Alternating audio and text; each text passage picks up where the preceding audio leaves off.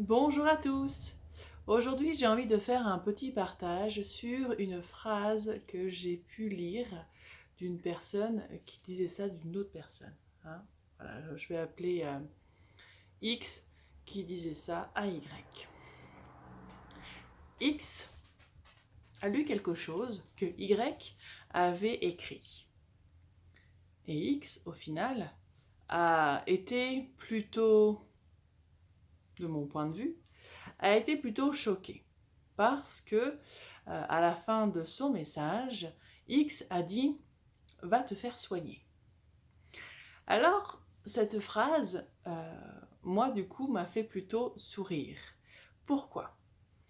Si tu entends par va te faire soigner la notion de va régler ce problème-là, oui, en l'occurrence, je peux dire oui, va régler ce problème-là. Mais ce n'est pas un Y qui a écrit les mots qui doivent se faire soigner sur ce sujet-là, mais c'est bien un X qui a dit cette phrase va te faire soigner. Au final, l'effet miroir, eh ben, ce serait à cette personne-là d'aller se faire soigner. Sachant que moi, quand j'entends cette notion va te faire soigner, il y a vraiment cette notion égotique qui est là. Genre, voilà, ce que tu racontes, c'est de la bip. Ce que j'ai envie d'ajouter ici, ce que j'ai envie de poser ici, c'est que nous sommes... Moi, voilà, enfin, je vous parle vraiment dans ce que j'expérimente. L'âme, notre âme est venue sur Terre pour expérimenter une notion temporelle, une notion matérielle. Elle est venue expérimenter pour pouvoir évoluer. Donc en se confrontant justement à des données temporelles, matérielles et aussi émotionnelles. Et nous avons au final un outil formidable qui est notre extérieur. Tout notre extérieur est une sorte de miroir, que ce soit évidemment en fait les personnes qui nous entourent, mais tout ce qui va composer notre extérieur, donc notre maison, l'énergie de notre maison, mais aussi l'endroit où nous vivons sur Terre, comment est composé notre extérieur, notre environnement, animaux, pas animaux, qu'est-ce que ça signifie, etc. Chaque chose qui compose notre environnement est une manière, est une façon de nous donner des éléments sur ce que l'on est venu, en fait, sur ce que notre âme est venue chercher sur Terre dans cette vie pour évoluer. Aussi, les choses où on peut vraiment se rendre compte, c'est justement quand il y a des interactions, d'accord, de personne à personne, et que, eh bien voilà, justement, Y a dit quelque chose, Y pensait fortement, parce que ça faisait partie de la vérité de Y, mais en effet, la vérité de Y n'est pas bonne ou mauvaise, c'est juste la vérité de Y. Que ça ne fasse pas partie de la vérité de X, ça c'est autre chose.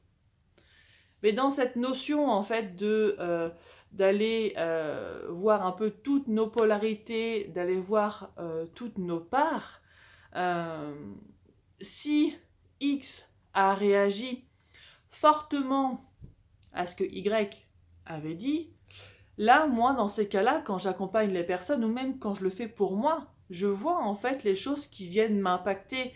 S'il y a quelque chose qui est dit et que ça me blesse, mon ego, en effet, va prendre en fait le dessus en me protégeant, en me disant mais voilà, celui-là c'est un gros bip, celle-là c'est une grosse bip, et voilà en fait.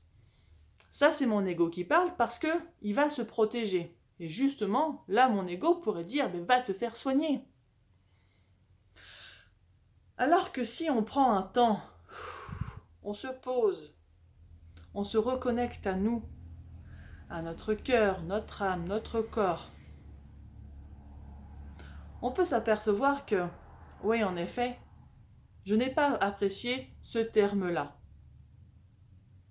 parce que ça me fait ressentir comme ça me fait ressentir comme ça, etc. Je n'ai pas aimé. Mais ça, en fait, pour arriver déjà à se rendre compte de ça, à se dire déjà que, ok, comment dire, arriver déjà à prendre ce recul-là est déjà un super bon point pour pouvoir évoluer. Parce que là, au final, vous faites preuve d'une ouverture d'esprit. Vous prenez conscience que oui, vous avez votre ego. On ne le lynche pas, l'ego. Hein. Il est là pour nous protéger, pour nous permettre de voir justement nos blessures. Donc merci l'ego de me montrer là où j'ai des blessures encore à aller explorer. Donc j'ai mon ego et après, si vous arrivez à avoir conscience du coup que il y a une blessure qui s'est manifestée, là déjà vous avez fait un grand pas. Après, en effet, la prochaine étape, c'est d'aller voir. Du coup, ok, là j'ai été blessée, pourquoi vraiment quoi? Et c'est pas vraiment la faute de la personne en face. Donc là, en l'occurrence, dans mon histoire, ce n'est pas la faute. Il n'y a pas d'histoire de faute en fait en plus. Hein. Mais pour accentuer dans cette histoire, ce n'est pas la faute à Y. Y était juste là, au bon endroit, au bon moment, par rapport à l'évolution de X, là où en est X. Y lui a juste permis de lui dire, tiens, c'est vraiment cette notion de miroir. Il était juste là pour signaler tel truc. Et à la lecture de ce texte, X a été blessé, a été vexé, a été impacté. Mais ce n'est pas la faute de Y, c'est juste pour montrer à X que là, X, sur ce point-là, tu as quelque chose à aller travailler. Parce que si tu n'avais pas réagi aussi fortement à ce que Y avait pu signaler, limite, ça t'aurait passé au-dessus ou tu aurais lu sans plus que ça. Là, tu aurais pu voir que ce point-là que vient soulever Y dans ce texte,